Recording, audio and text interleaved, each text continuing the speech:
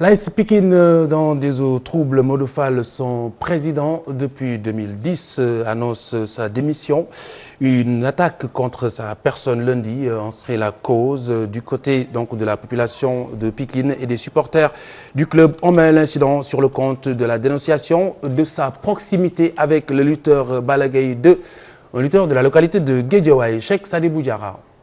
Modou Fall, le président de l'AS Pikine, a été attaqué par des personnes mal intentionnées lors du derby Pikine-Guédiawaye FC. Pour la population pikinoise, son soutien au lutteur Balla Gaye 2 au détriment de Messène est à l'origine.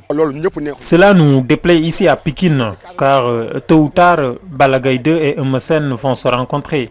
Et nous supportons Messène. Il représente Pikine comme le club.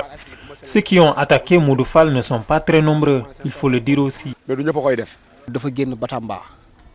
Expliquer comme si que ni Modou Fall a dit qu'il soutient Balla Gaye 2 alors qu'on sait que les Pikinois sont de sang chaud et jaloux. Il voit en Balla Gaye 2 un rival et estime que Modou Fall est mal placé pour parler ainsi.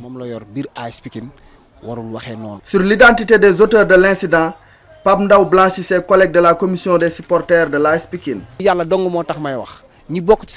Dieu m'est témoin, les membres de la commission étaient en train de me protéger.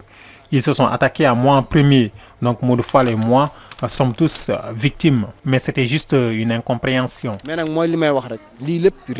Modou Fall va présenter sa démission dans 3 jours, une décision inacceptable pour les férus de l'AS Pikine.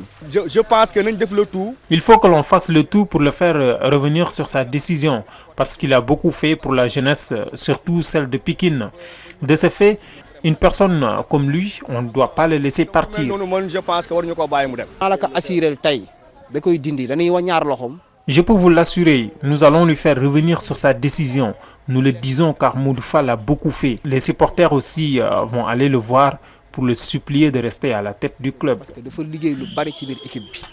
Sous la magistère de Modou Fall depuis 2010, l'AS Pikine a remporté une Coupe de la Ligue et se retrouve à la première partie du classement de la Ligue 1 depuis sa remontée.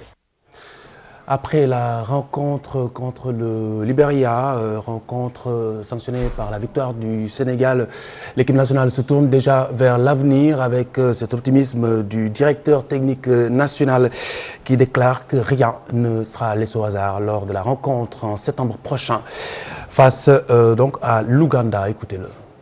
Juste hier, après qu'on a fini le match, je pense qu'on a déjà discuté de comment devrait être ce match-là, au mois de septembre. Déjà préparé le match du mois d'août de la FIFA, trouver un bon match déjà et ensuite nous projeter. Maintenant, bon, nous savons qu'on n'a plus la possibilité de recevoir chez nous.